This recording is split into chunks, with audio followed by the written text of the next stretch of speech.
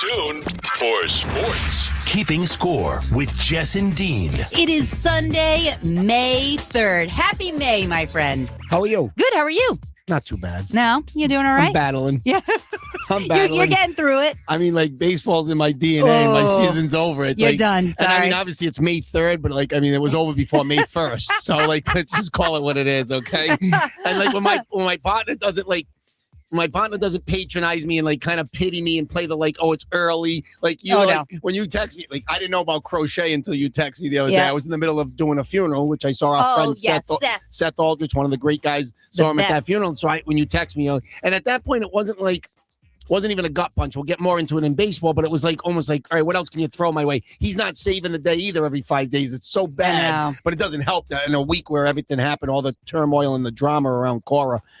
Showing the door, your best pitcher goes down. I don't care if his ERA is 20. You want him out there every 5 days. But so we were talking that he didn't look right anyway. He didn't there's look right. then that's probably, it's not like we didn't anticipate that happening. Well, obviously we'll get into it. I just thought it was a little odd that, like, don't forget, it's not like he went on the IL just after the game where he gave up 11. Right. It was 2 games later, and he's coming off a game against Baltimore where he was almost dominant again. He won, maybe the velocity was down, but he won. So like after a win, so that goes to show he's not mailing it in and saying, you know what, this team stinks. I'm gonna shelve myself. He's legitimately off. Something's not right. I don't think it's anything major, but shoulder inflammation, impingement, whatever you want to call it. The team's in a lot of trouble. All right. Well, but we'll get into that, like you said, more in baseball. Yeah. Let's get into like what's going on in Cranston. What's happening? I'm so confused with Cafe Eatery. Is it Eatery? I mean, you're a neighbor, Antonio's. Have you been busier?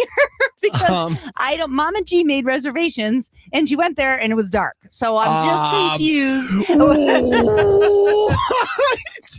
I'm like, I don't know if they're gaining any followers by being closed and taking reservations. All right. First of all, Jess, I'm going to give you, listen, I've been a bartender for bartender / server / doorman, whatever you want. I don't do dishes and I don't do anything in the kitchen, but I've been there for like 3.5 decades. Okay. Right. Eatery's been next door all that time. Greg owned it for years. A lot of people said, the food's really not that good. Well, obviously the guy did something right for 30, 35 years where like it was clean. I know him personally. Like he put a decent product out. It wasn't terrific, but it was steady. Yes. Okay. And he did something right. Now all of a sudden here we are 2 to 3 years, not even 3 years later, sells it to this young, entrepreneur, so-called businessman who's a restaurateur, and it seems to be like, first of all, it doesn't work when you change the format on the fly 3 times. Okay, so obviously, and didn't they just do renovations? So I'm so confused. So he took it over, and it was sort of like he tried to leave it kind of not exactly the same, but it was Cafe Eatery still. Okay, and then it failed. It wasn't doing well, and then I heard that he was going to stop. It's like Cosmo Kramer when he did the Merv Griffin set, and he's like, all right, we're going to shut down, reboot. Scandals and Animals. It's going to be a whole new format. We got nothing. We bottomed out. My brother always used to make fun of me when I started doing radio. That was me with the Cosmo Kramer set. He grabbed the Merv Griffin out of the dumpster. Step and repeat. From the Smithsonian. Yeah. He's like, yeah, what do we got today? He's got Newman. Newman goes, how about a guest host? He goes, I'll forget you said that. But anyways, we're off and running here on Keeping Score early innings here with Jess and Dean. But no, this one's like the moral of the story is it doesn't work when you keep changing on the fly. Like Cosmo kept changing the format. Right, yeah, you gotta and this stick guy with seems to keep doing it. And his second bid was supposed to be like an upscale steakhouse. It isn't working. It's not happening. That was like 3 weeks ago, and now I hear it's going to be Campanella's. Correct. Campanella's is closed on Oaklawn, which also he bought. So he owns that. He owned it from the rep. He bought like a bunch of places. That was one of them. Maybe you should have bought one at a time. So obviously, now he's taking Campanella's out of their little groove zone over there where it was always slammed. It was until he took it over. It kind of went downhill. That from what I hear too. Now a lot of these things I don't know. Hopefully he doesn't spend any money on the radio station. I'm not privy to any of this information, but like this is just all the guesses, and you don't want to see anybody fail. No, the people work there. They want money. They need money. I actually have a good friend who's sort of related to the guy, and when I said, I go, boy, this thing went down. This thing went sideways quick. She was very defensive to say, well, no, it's going to be a steakhouse. All right, now what? What do you got for me now? Like at some point, you have to admit that this guy is not cutting it as a restaurateur. Right. Maybe just sell and cut your losses. Maybe he owns the property. I don't know. Because they did all that work to it. I mean, Jess and I, just Eatery, we never had a problem with it. It was just really expensive. And I just, I always chose to be with you or Amadeo or Mario at Losteria. It was nothing against Eatery. Like, it was always slammed. Like any Thursday, Friday, Saturday even. So the parking lot was full. So I got a question for you. Back to the Campanella's end of it. Did you know that over the course of the year, so since I was 18, I've been getting the same calzone, the number 2, no onions, on wheat with the wheat is good. With the spinach and the broccoli and the mushrooms and cheese. My question to you is, did you know that they were affiliated with the Big Cheese for years? No. Yes. So if you look at the menu, it was always the same menu. That's why I used to get the number 2. It didn't taste as good. Well, I'm telling you, Big Cheese has made a comeback. I love Big Cheese. Campanella's, they were affiliated, then they had a falling out. So the guy owned it with somebody else or whatever, had a falling out. So they're no longer affiliated with Big Cheese. So I'm back, Reservoir Avenue. I still get my same calzone. Yeah. But for a while, because of the geography wise, I would go to the one on. You knew how to get there. I knew how to get there. It's a little dicey near that little underpass with the little bridge on Wilbur Avenue. You got to be careful over there. I'm just telling you. No moisture That's in the why forecast. I go Reservoir for Big Cheese. But yeah, they were affiliated. So now this kid buys Campanella's, and now all of a sudden I hear it's going downhill. I've had a lot of people complain about it. So again, we're not here to like bash anybody. We're just stating the facts. And well, it was my question. I just didn't know what was going on. And luckily for Antonio's, like, I don't have to look over my shoulder and say, God, what's going on over there? We've been a little off too lately. It hasn't been busier because of that. But we usually hope, we stand the test of time, and we're blessed that we're able to stay steady. But yeah, because not they an have easy thing to do, Jess. You have a core of people that have worked there forever, and you know how to, like, you're basically all brothers, really, when you break it down, because you've had that relationship for so many years. And I feel bad for these restaurants that try and open up, because you can't count on anybody anymore. Yeah. You can hire someone, and then like 2 weeks later, they're like, they don't show up. Like, there's no responsibility. No one takes that, there's no discipline. Yeah. Like, everyone's just like, I'm going to show up when I feel like it. So I feel bad for places where there are people that do show up and want to work, and then stuff like that happens because you can't rely on anybody. Yeah. Maybe it was too big. I mean, so about not even 2 weeks ago, it was a Thursday, and Mama G did not come in. And in that spot on that little kitty corner of the bar, the 4 ladies didn't come. 2 guys come walking in, friends of yours and mine from Twin Oaks, 2 workers, one / co-owner, came in, and they were like, we're gonna have dinner. I'm like, okay. They're like, we just came from next door. No go. So and I said, what did you eat? They said, how do you know if you don't try it? They said, no, we had appetizers. We're all set. Never again. Boom. Give us menus. They had dinner with me. Oh, wow. And I was slammed already, but it was like, the guys that like know the business, and they were like, no. Wow. The only thing that I think held it together, and it helped as far as for the bar, I hate to say bar flies, but the regulars over the years at Eatery that they had over Antonio's, and I admit it, and it's our policy, is that they saved seats over there. Mm-hmm. So if you're holding your hat on that, if the food sucks, but they save a seat, okay? I had a dinner. It was a 3 on a scale of 1 to 10. It was a 3, but you know what? They saved my seat for me. You can have it. Yeah. You can have it. If that's your saving grace, you got problems. But hey, listen, it's not easy to succeed in that business, and that's why I'm very, very lucky that obviously I'm not the ringleader over the Antonio's, but I've been very fortunate. Yes. So, all right. Well, thank you for that insight, because I just felt bad for Mama G. She's just like, we're sitting in the parking lot, and there's like no lights on. And there's no call. Well, you don't call. And hold on, what does that tell you too? So if this gentleman, or if he's got a couple of partners or whatever, if he's going to continue to do another product already, like Mama G's saying to herself, like, I would never, if that guy's still affiliated with it, you don't have the courtesy to say, you know what? Yeah, we got some things. We're working out some kinks. Yep. We're going to, again, we're going to do a Cosmo. We're going to shut it down and reboot. Nothing. Right. So like, what? It's dark. You go in there. It's not open. I wasn't even aware of that. Yeah. So like you helped me with the information a little bit. It's just it's an odd dynamic, but these people that have money burning a hole in their pocket, they just keep buying stuff up and they don't know how to run it. Like, how about get somebody that knows how to run it? Maybe, like not for not like a guy like PV who's got his hands in three ventures already. He used to teach a class at Johnson & Wales. He was a consultant. When every kid came in, he said, hello, hello, hello, hello. 100%. Car, you got your keys, money, wallet. You got everything. Very meticulous. Listen, but my point is, the guy knows his trade. He knows what he's doing. I'm saying a guy like that would be nice for a place to say, you bring him in as a consultant, as a hired gun. I'm not saying he runs the place forever. You bring him in to kind of get things going, and then and then once you realize how the rights and the wrongs, how do you do things? Yeah, he'd be the guy. I'm just saying, I never ran a place myself, but I mean, being there at the Antonio's for 3.5 decades, if I had to fill in for a couple of weeks, I could do it. Right, of course. It's just I don't want to do it, but Cranston is like madness right now. we owe money. Cranston's all over the place. We're on the Housewives. We didn't even get to talk about Housewives stuff. Oh my God. Well, we didn't get there yet. It could be at the end of the show. Right, we'll leave my old pitching coach out of it this week. I think it's tough times in Cranston. I'm gonna have to buy him a drink next time. Times are tough right now. And with that, we are starting the show. All right. So last week we were talking about obviously the bigger picks in the draft for the Patriots. We're not going to go through everybody today, but there was a pickup that you were a fan of. By the way, congratulations to Gronk into the Patriots Hall of Fame. That was announced this week. No brainer. Right. Of course. Right. I mean, that's 87. I got to talk about my new license plate. Look at me, Cooperstown, I was going to say, because I can't get baseball off my mind. Get it off your mind. They're in what? They're in Ohio, the National Cleveland, Football Hall of Fame. He's not eligible for it yet. He's going there, too. Of course. First ballot. Cleaned up. Gronk is as good as it gets, and I think you brought him up to congratulate him and also segue into, like, some of these Patriot picks. And one guy's been sort of, like, compared to him, maybe a poor man's version of Rob Gronkowski. Well, we'll see what happens. See if he's a partier and see how he does with pulling chicks. Yeah, so we're going to play a little bit with these picks, Jess, but we're not going to go through all of them. You know me. I told you basically, anybody top 100, I'm expecting to make the team and at least have a good chance to impact the club. I mean, Craig Woodson, the safety from Cal last year, was a 4th-round pick, and he started and played every game. Yep. Now, the Patriots trying to move up a couple of times in this draft. They moved up for the first-round pick, the kid Caleb Lomo. They moved up for him. What was his dancing video? Did you see that? No, I'm out on that. Once you told me flip-flops, I was out on Caleb. Just telling you.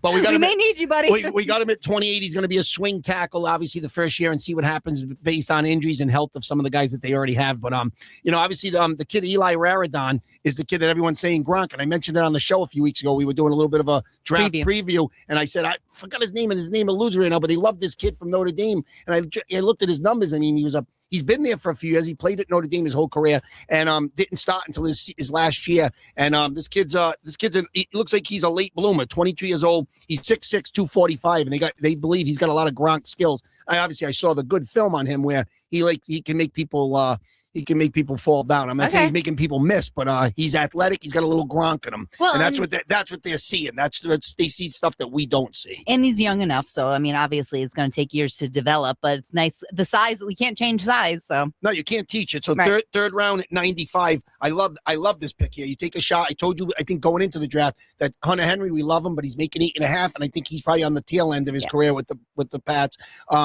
Austin Hooper went back to the Falcons, so guys are on the move. They did sign the kid Bell, the tight end from Miami, but he's going to be strictly a blocking tight end. Okay. So you put him in there with Reggie Gilliam, the fullback, and they're going to run the heck out of the football next year. But I love this pick. But sandwiched in between the number 1 pick, Lamo at 28, and Raradon at 95, the Pats did need edge rushing. You asked me a couple of weeks ago what my priorities were, and it seems like they addressed all 3 right here. So they go in the second round, they go with Illinois edge rusher Gabe Akis. Now, if you were looking at his name, it looks like Jackass because it's got a J in it, but the J is silent. This is too much class. This is a show of too jackasses. much class. Too much class. They picked him at 55. I believe that was a trade up. So that when the smoke cleared, the Pats got obviously another offensive tackle, an edge rusher, and a tight end in the top 3 picks. They did sacrifice all their 4th-round picks in that move, so they didn't have another pick until the 5th round, where they picked cornerback Karan Prunty from Wake Forest. He's 6'1", 175, defensive back. He's a little bit of an insurance policy if something maybe goes sideways with Christian Gonzalez in the negotiations, even though they did pick up his 5th-year option, which is no-brainer city. That kind of leads me to believe that they're not going to give him the extension right now, the big extension. So that could be a problem. Keep an eye on that going forward. But Prunty's the kid out of Wake Forest. He's a pretty good player. Like I said, you drafted him at 171, Jess, round 5. Okay, my expectations there, maybe you get lightning in a bottle. You get a guy that can, be a piece on the roster, but not many expectations on my end from him. You're always about a good piece. Okay, go ahead. Too much class once again. And then, like you said, then they had some picks later on, and they got good grades for these guys. They got a running back, Jam Miller, in the 7th round. I mean, I'm not, like I said, my expectations on. I do like the kid, Nnamdi Obizia. Okay, he's a linebacker from TCU. They got him in the 6th round at 212.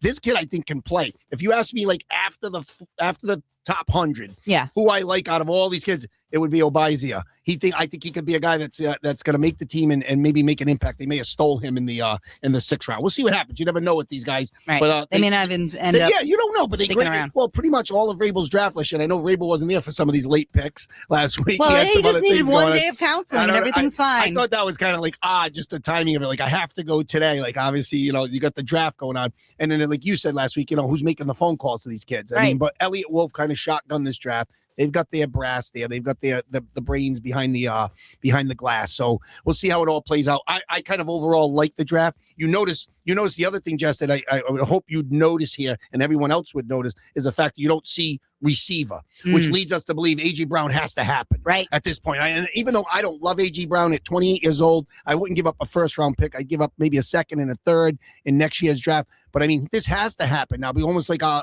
knees are to the fire now because, like, you let Diggs go, say whatever you want, 85 catches, 1,000 yards. You got to replace it somewhere. You didn't do it in the draft. They didn't even go wide receiver late in this draft, to my knowledge. So, you're not getting anyone off the scrap heap. There's still guys out there, Juwan Jennings, trades and waiver wire stuff. But this Brown thing, the rumor is it's going to happen after June 1st, where some of the numbers add up. Philly needs to save some money. So maybe if they make the move after June 1st, it helps the Eagles out. I think they already have like a gentleman's shake going on for that. Oh, well, then that would be great. That's what it sounds like. Right, well, I'd be very happy with that selection. What I was not happy about earlier in the week, and I get it, it's not the Vrabel scandal with your girlfriend, Rossini, off the record, of course, is, fine. We find out all this junk is garbage, whatever. He misses day 3 of the draft. He hangs with his wife. Hopefully they work it out and they talk it through.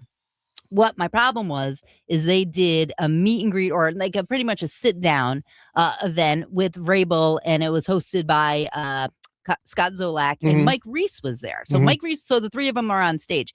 So all the season ticket holders are there. That's part of their exclusive, the people that sit in the red seats, right? So Vrabel comes in and people are clapping. And then I don't know if it was Zoe or Mike Reese says, stand up, give this guy a standing ovation. Now, does he deserve a standing ovation for the season of last year? Maybe, probably. But do we need to?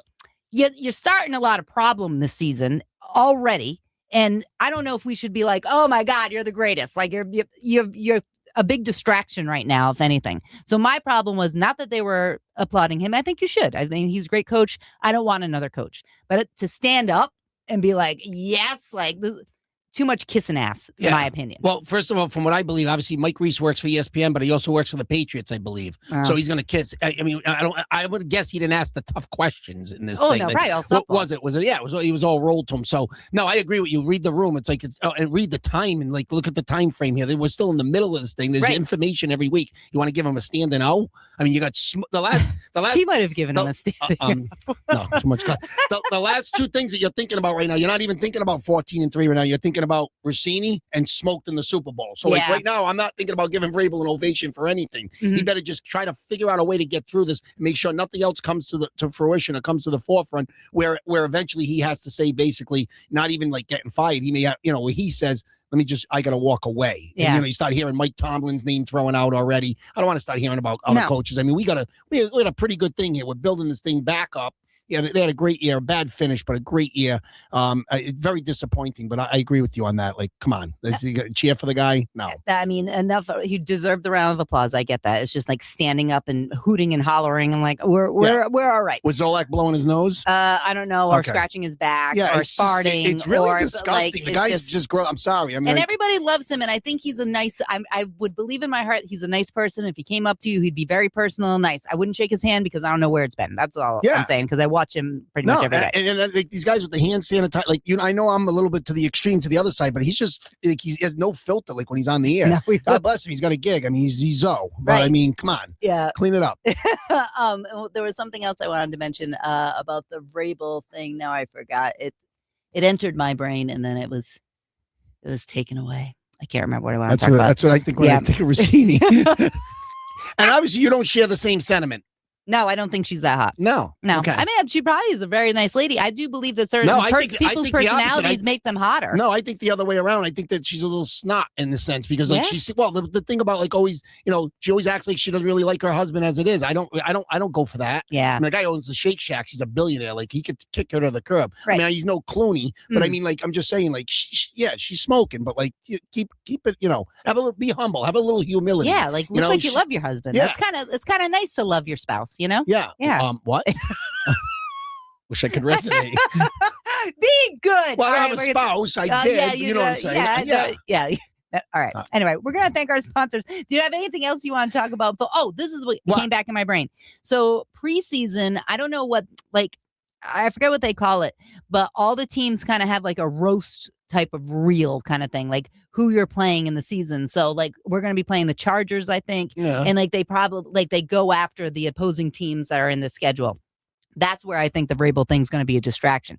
Easy target to be like, oh, you know what I'm saying? Like they actually, they embarrass the other team kind of thing. Right. And I think that's something that we didn't need. We could have done something else. We could have figured something, but now that's going to be probably. So you're saying like the Chargers are going to do that to Vrabel? Yeah, I think all the teams, like they all talk trash about the other team when they release You gave them some ammo now. Right. Yeah. That's what I was going to say. Okay, now I'm done with that. Let's thank our sponsors. How about that?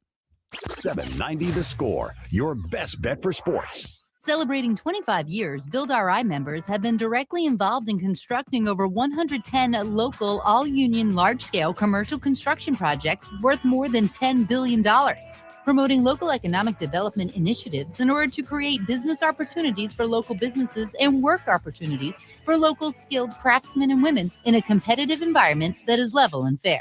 With career opportunities developed through apprenticeship training programs, the focus is geared towards making their craftsmen and women the most highly skilled in the construction industry.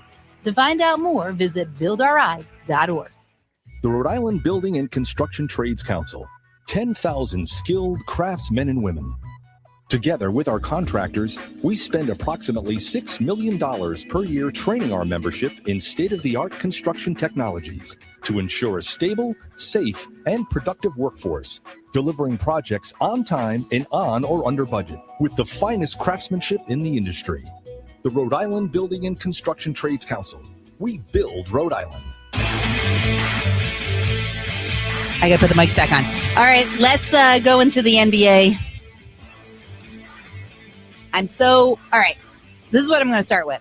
Gap season, Celtics weren't supposed to, they were just going to rebuild and we figure it out later.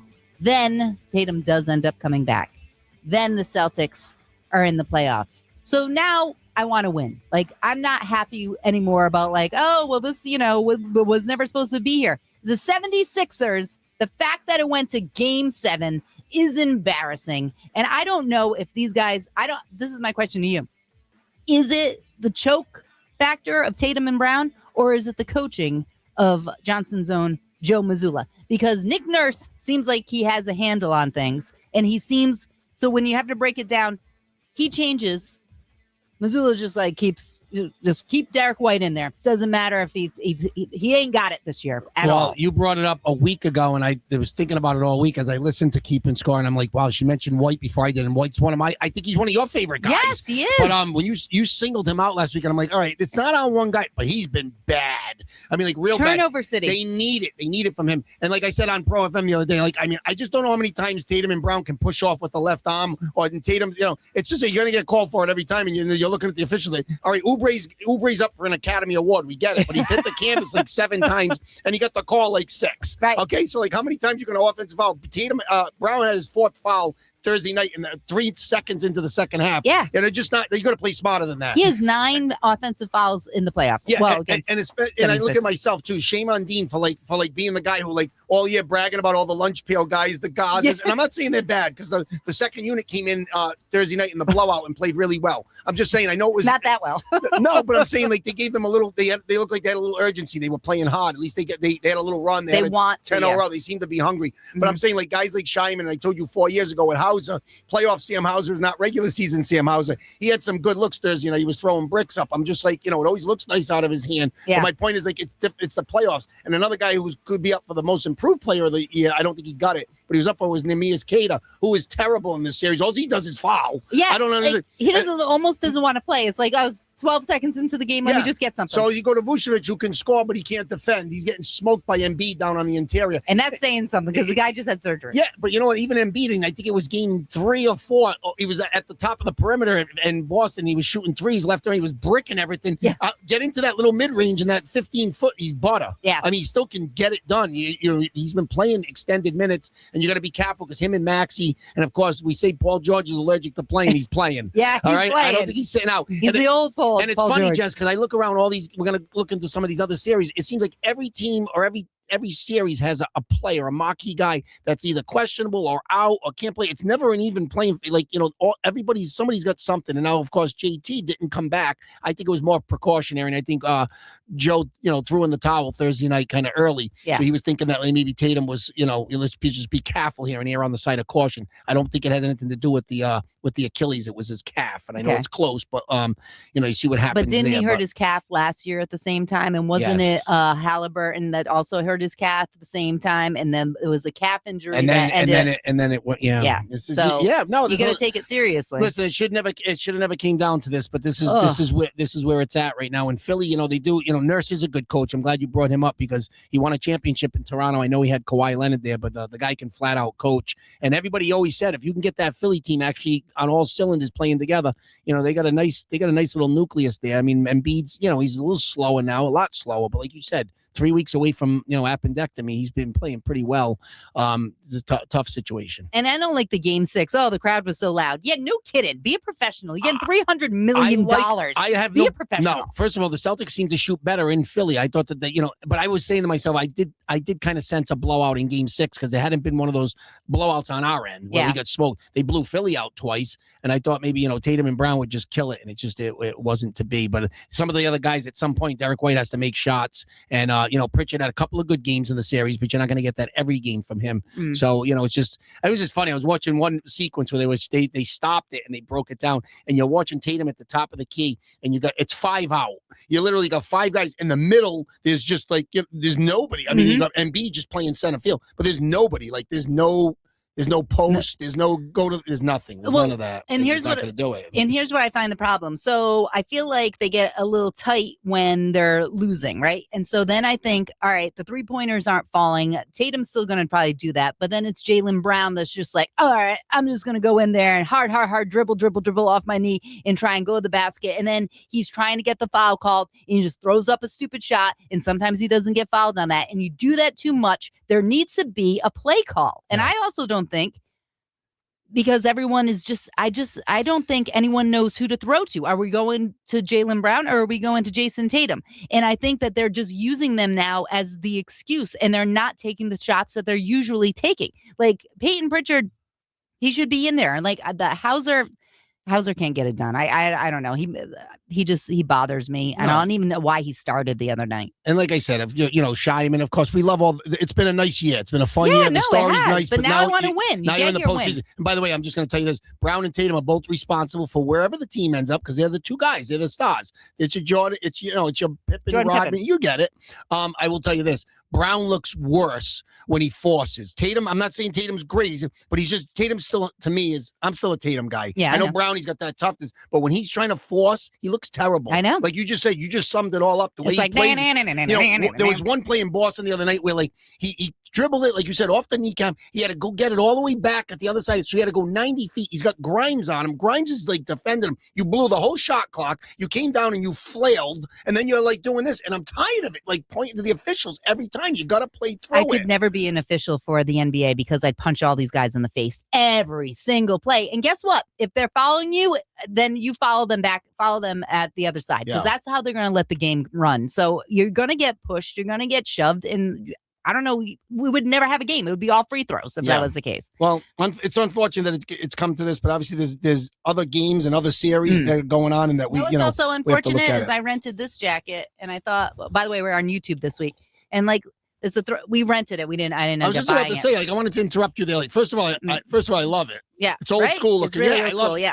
I love the circular shamrock on the back. Yeah. What do you mean you rented it? Because Jess does this thing where she rents clothes. I don't rent clothes, but she does it because it's like with social media now, it's like you can only like if you wear something and then you take a picture of it in it, then you can't really wear it again. So it's safe to say. So it's safe to say it was on someone else's back. Oh yeah, but it's a jacket. I don't care about the jacket. That's gaff. That's gaff play on her part. I'm sorry, because it's someone else wore it. I mean, what else do you rent? I mean, like seriously, you undergarment? I mean, like what do you?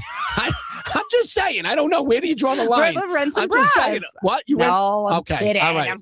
No, even that. I'm somehow. Once again, check out Dean's face on YouTube. I liked it. I don't like it anymore. Well, I don't like it. Someone else's. Now, and I don't understand. Would you get a certain amount of days and you got to bring it back? You get a month and then you send it back. Okay, and Yeah, I so don't want to get into your. jacket. I don't want. I'm not your. I'm not either one of your agents, but like, and I'm not your secretary. But like, what would be the cost to rent that for a month? So she can rent 6 things for a month, and it's like $100. 6 things for $100 that you're going to give back. Yeah. Okay. Yeah. So you take the pictures appropriately, Yeah, and then you send it back. I'll show you an outfit, and you'll be fine with what she rented. Well, trust me. Actually, she wore it to the social house for the instant gratification. I get it for the instant. Yeah, it was a jacket. There's nothing like it's not like a bodysuit where it's in the bits, you know. It's like a jacket. But it's like me. Like, I mean, I know I'm not being like a snob, but when I go in second time around sports, I know that when they say second time, it's sort of like the name was built there because, like, you know, retreads, like stuff that was used cleats. I'm not buying anything used. Yeah. I want my stuff brand new. Yeah, all right. I'll pay top dollar. Listen, so I'm not Rockefeller, but I believe in certain things. I'm not renting a Celtics jacket for a bean. Move on. Let's go. Very good. Who else we got? Who else do we have in the playoffs? So you're surprised obviously, well, if it comes down to, you know, if it does, you know, Celtics, Knicks, 76ers, Knicks, we don't know. They're going to lose against the Knicks if that was the case. I mean, when the Knicks win by 55 against they had the Hawks, almost 100 points in the first half. It was 89-34. That was the last time I looked at the score, and I'm like, geez, the Hawks again. Here we go. The Hawks. Oh, I was lobbying for them, of course, rooting for them. But you look at a team like that, Jalen Johnson, an emerging star, the kid Onwunku, the center. They had some players there, you know, Dyson Daniels. It's playoff time now. They all seem to take a step back. They didn't elevate their game. They're not ready. And they were home, too. They're not ready. You're home and you lose by 55. No excuse. No. I picked a couple of series. Yes, I've been right. I've been wrong. It's the way it goes. That Lakers series, again, when I told you Rockets, I didn't know Durant was going to be out, in, out, now out. LeBron, they were up 3-0. They lose a couple of games because he's 41. Now he's got Reeves back, and they still lost that game to Houston. I still like the Lakers to come out there. Yeah. And then he had some big games, LeBron. And then I told you earlier, I said, I don't see it happen. I go, but I think that there's a good chance the Joker could get eliminated in round 1, and it happened on Thursday night. I can't believe it. And how about Minnesota? They lost Anthony Edwards, one of the top 5 players in the league. And I'm like, they're in trouble. They had the lead in the series. Edwards is out. And DiVincenzo, right? DiVincenzo's done. Yeah.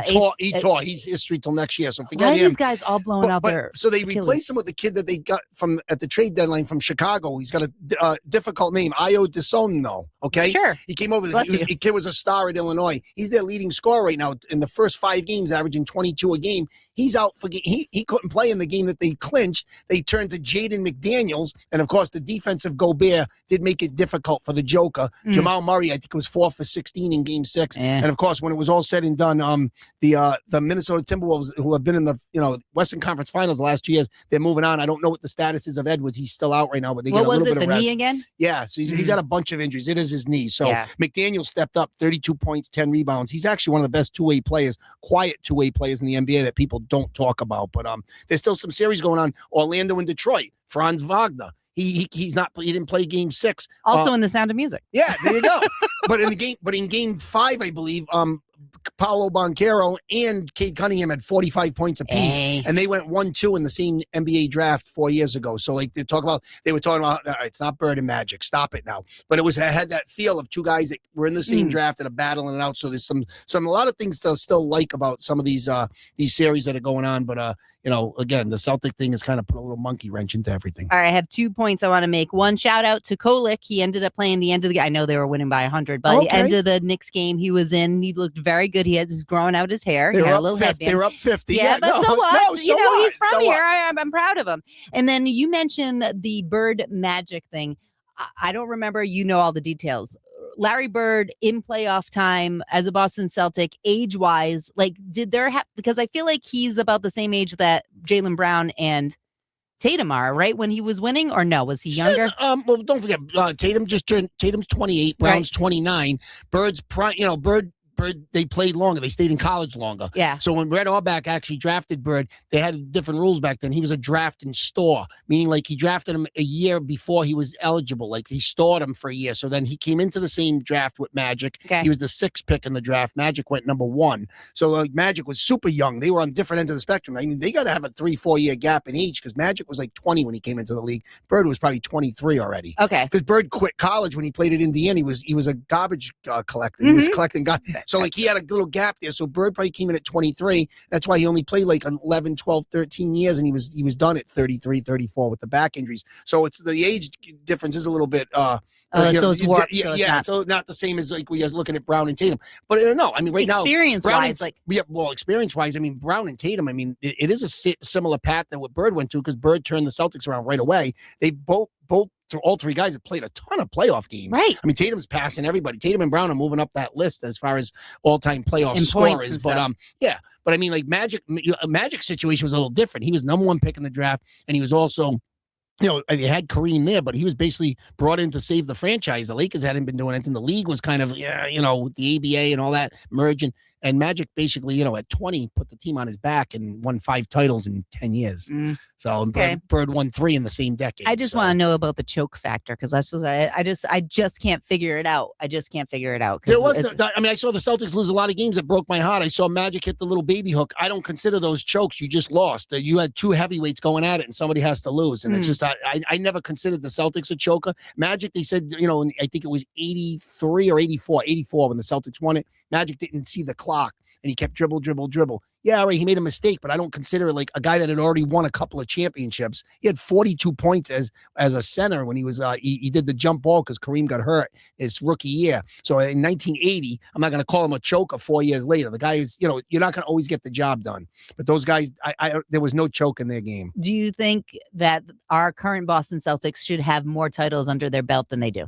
Yeah, I told you this before. We've been with you 4 years. I got a bad feeling that when the smoke clears, the one title may be just the one title. It's tough to do. And I'm not saying Brown and Tatum choke, but the way they play in the fourth quarter, some of these games, they just look like they get tighter. Like brand new players. It just looks bad. They don't, there's no, I don't know, no urgency. I don't know if they're running out of games. Yeah. Before you know it, it's over. All right. Well, let's thank our sponsors coming back with, speaking of things that are over, baseball. 790 The Score, your best bet for sports. The Rhode Island Building and Construction Trades Council. 10,000 skilled craftsmen and women. Together with our contractors, we spend approximately $6 million per year training our membership in state-of-the-art construction technologies to ensure a stable, safe, and productive workforce, delivering projects on time and on or under budget with the finest craftsmanship in the industry. The Rhode Island Building and Construction Trades Council. We build Rhode Island.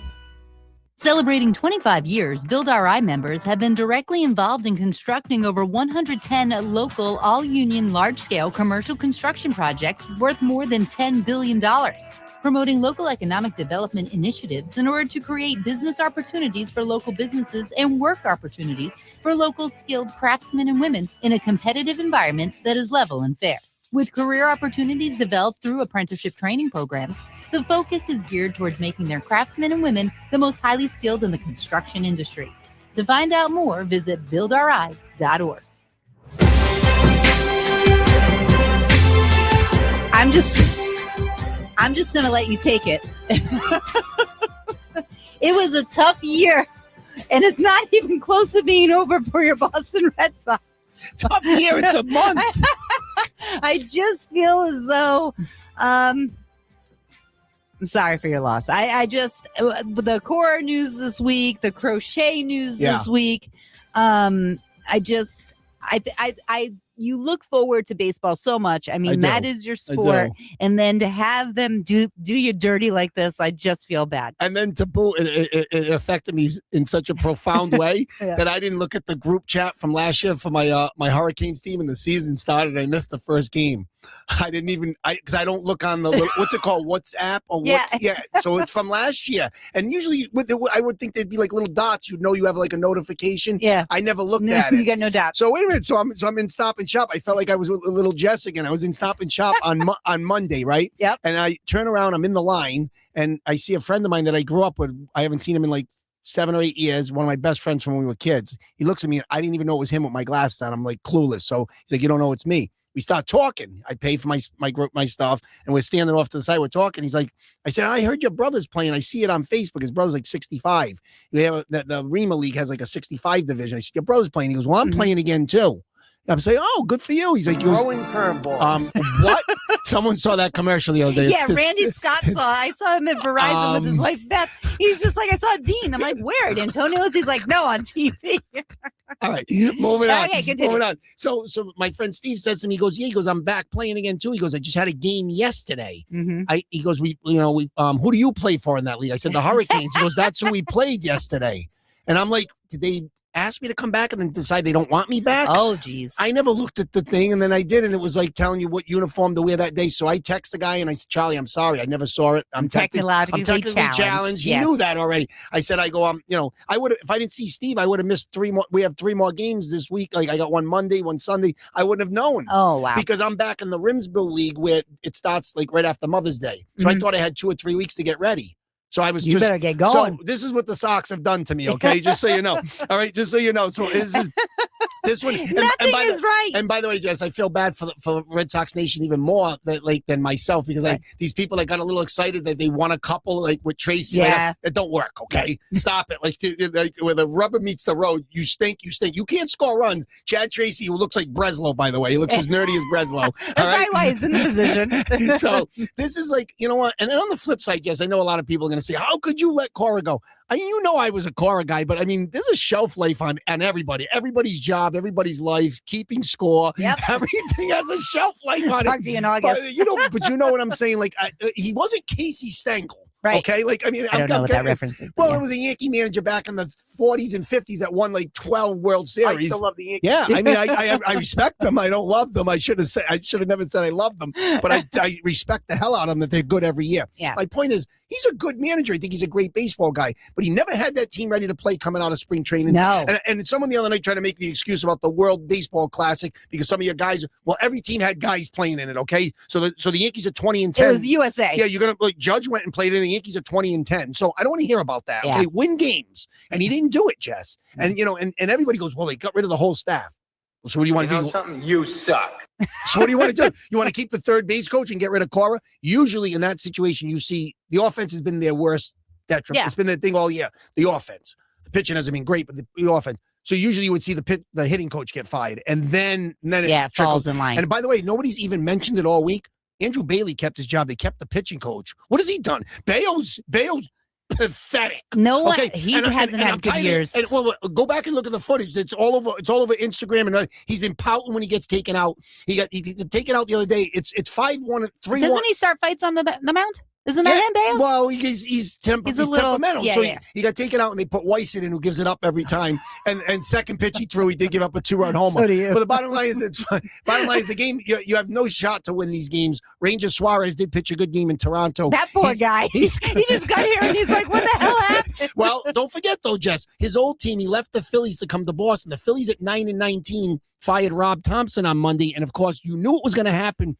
Dave Dombrowski's first call was to Alex Cora, because that was his hire in Boston. And Cora said, "Well, I'm going to leave 10-17 for 9-19. I got 14 million coming from the Red Sox out of that 22. I'm going to go to Aruba. Well, he is kind of bragging a little bit on Instagram, like he's having a little ball. too much. Like, stop it, Alex. Like, seriously, like you're part of it too, right? Okay, you didn't have them ready to play. And my kiss of death was, and I mentioned it last week in the analysis off that Yankee sweep, even though I said I didn't watch any of those games, that game 3 where it was on Thursday night at Antonio's, that was the game they had a chance to win with Tolley was lights out. Yes, he's very good. And they put Weiss in, and I told you he's going to give it up. That's it. So it's the 7th inning. You can't put, I think this is where, there's never one game where the management's going to say, you know what, or the brass going to say, all right, he's gone. But this didn't help. I think this was the last straw.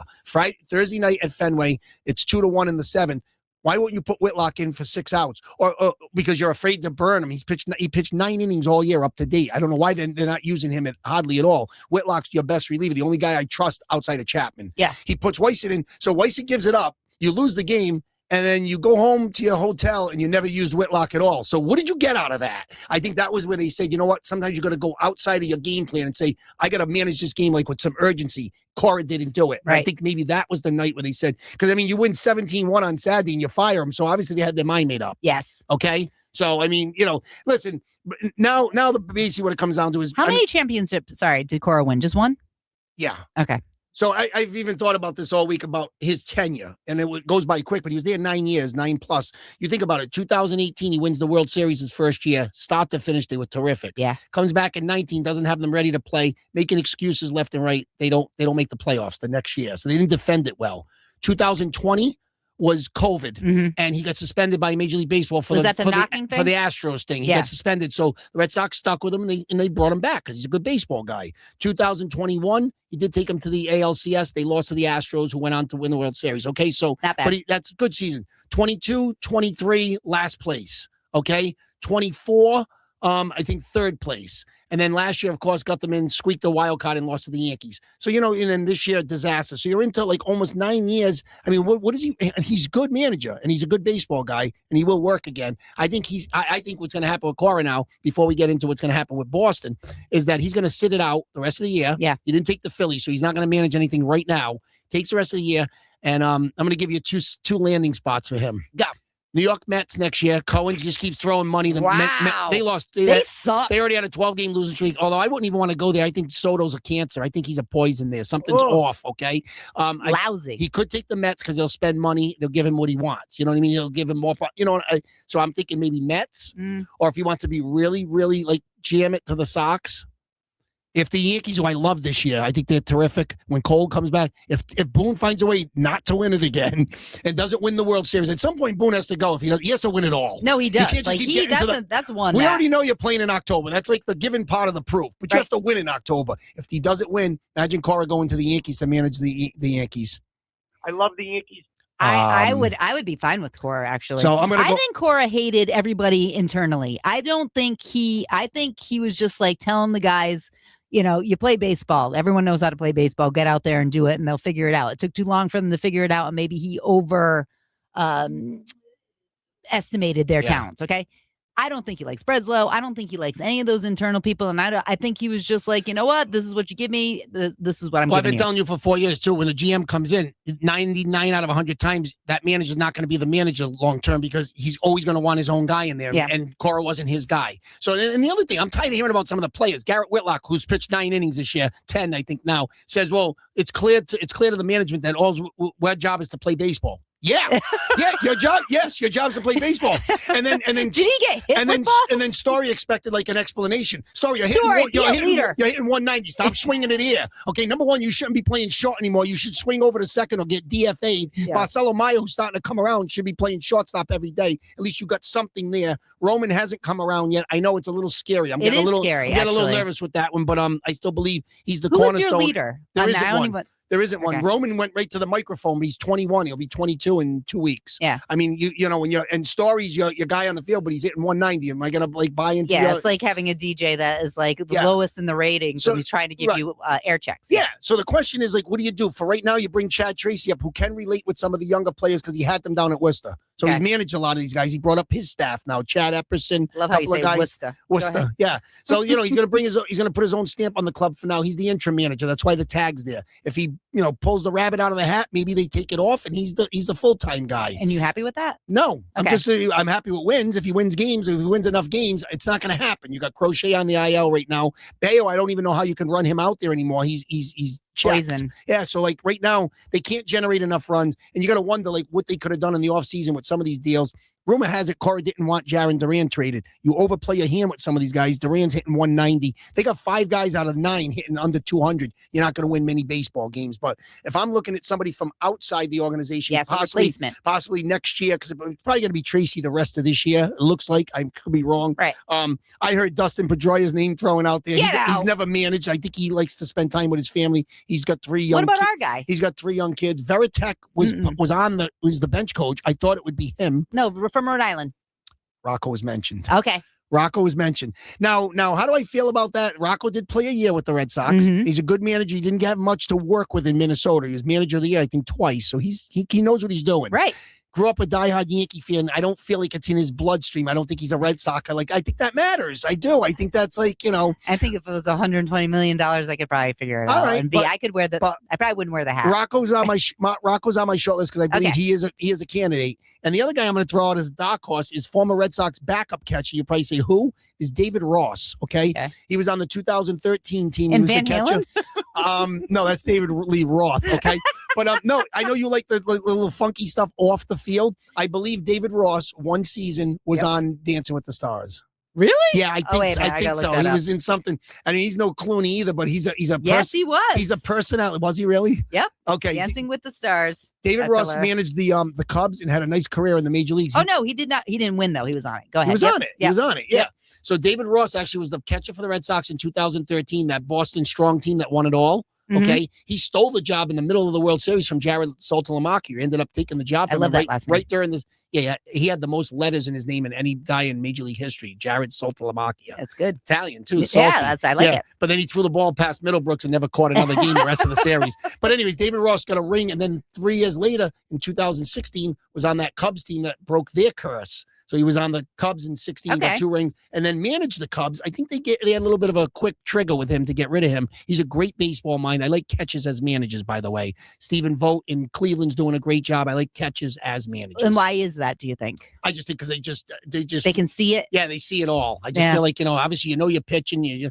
I don't understand how Bailey kept his job. I think the pitching staff's underachieved, so I don't know how he survived all the casualties. But Well, maybe his backup was nobody. right now, just to put a bow on all of this, there's no direction. What is the direction? Where are they going? They're on the margins. They don't want to spend. I told you at Devers, you took the $250 from the front pocket and you put it in your back pocket. You had Bregman for a year. You let him walk, and you asked the question of the day: who's the leader? There isn't one. So right now, I mean, you're just playing to be playing out the string. May 1st, it's May 3rd. It's bad. Okay, it's really disheartening. I'm not handling it well. I'm sorry.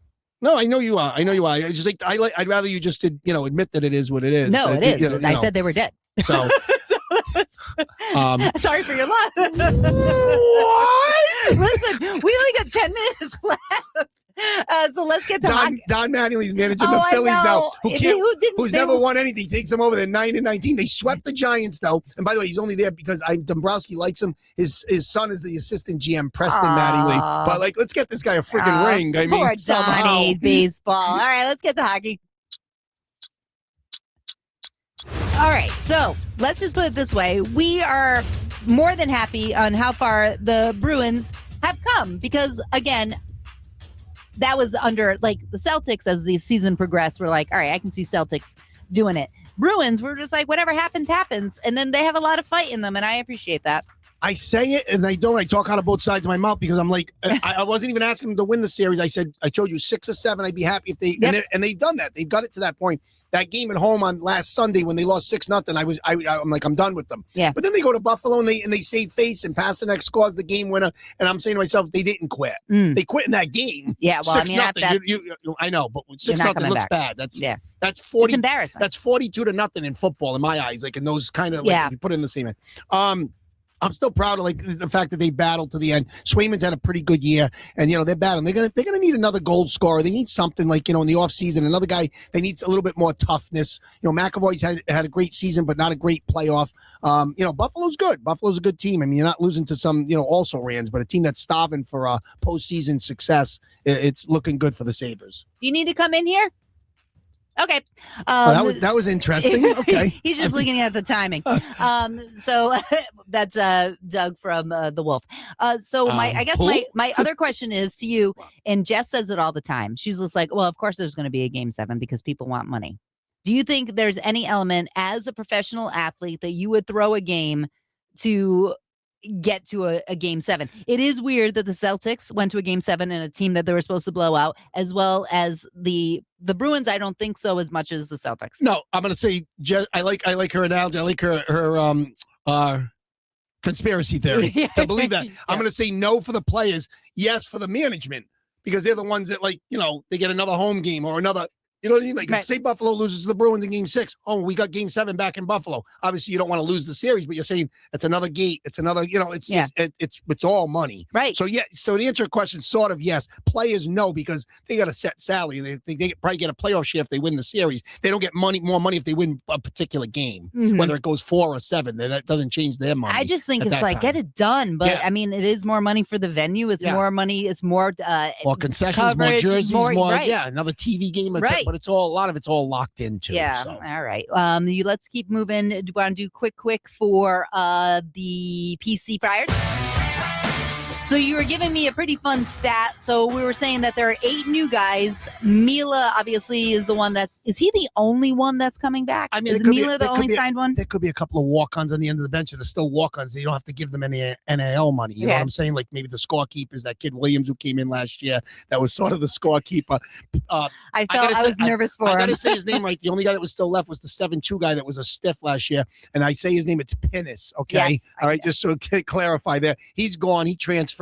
Bonk, who transferred last year, ended up at Michigan State. All of a sudden, he's good. Michigan State? Yeah, I'm like, he's going to swell. He's going to play for Tom Izzo. Oh, good luck. He averaged 10 points and like 7 rebounds at Charlotte last year. So I don't know what it was. Maybe we're not developing correctly. I don't know. I don't know. So we'll see what happens there. But no, the big news of the week was that the NCAA's decided, and I don't know if it's ironclad, it's definitely going to happen, but I think it is.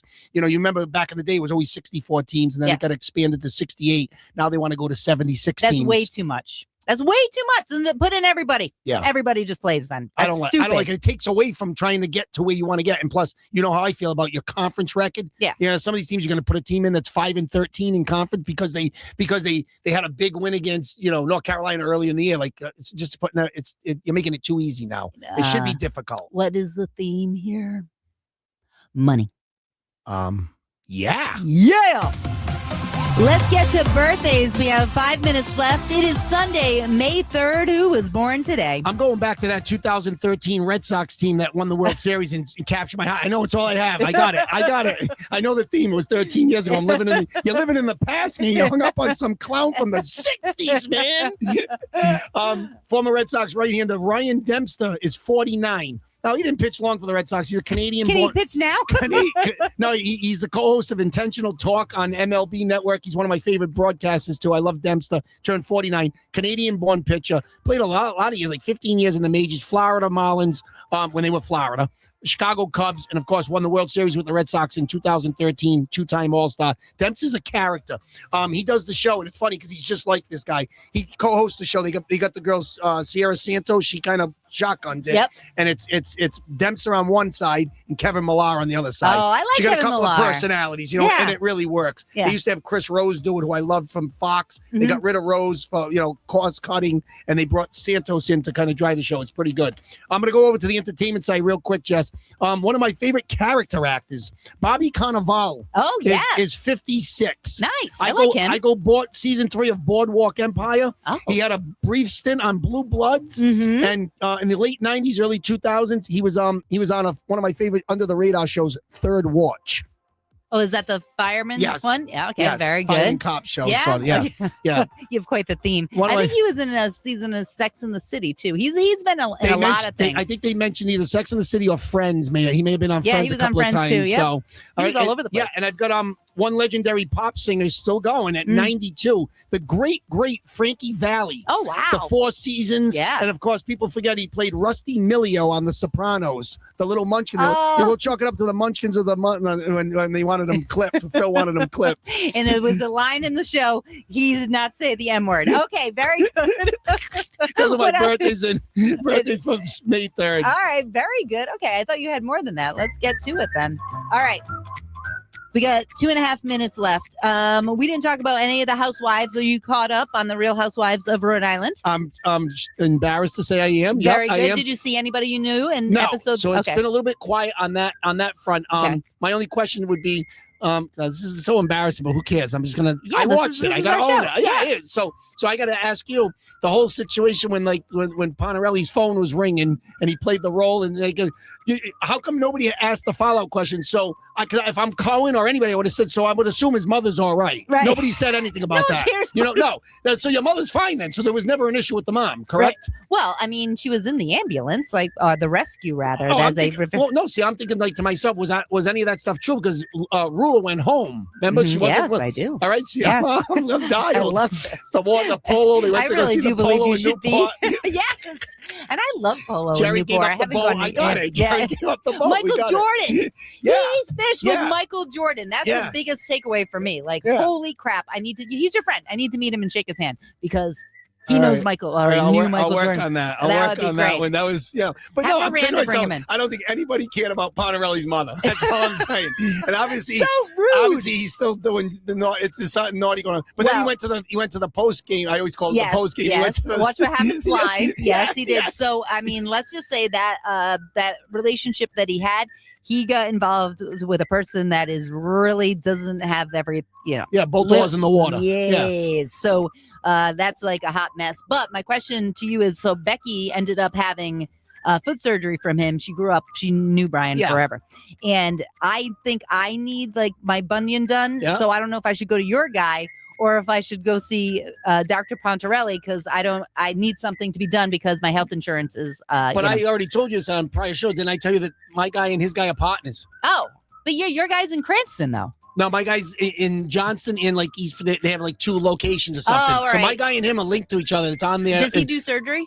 I'm not sure on that one. I hope I don't find out. That's why I just went to. He's my first time ever having to go to a foot doctor. But David Jaros does a good job. But they are partners. Oh, all right. Well, then I guess I'm making. So I'm saying like, if Dave can't get it done, like, do I get Pontarelli? Can I ask him questions? I bet you would be like, you got involved with a psychopath. And by the way, would you think of the end of? What do you call that little after show? Watch What Happens Live. Becca's on it all the time.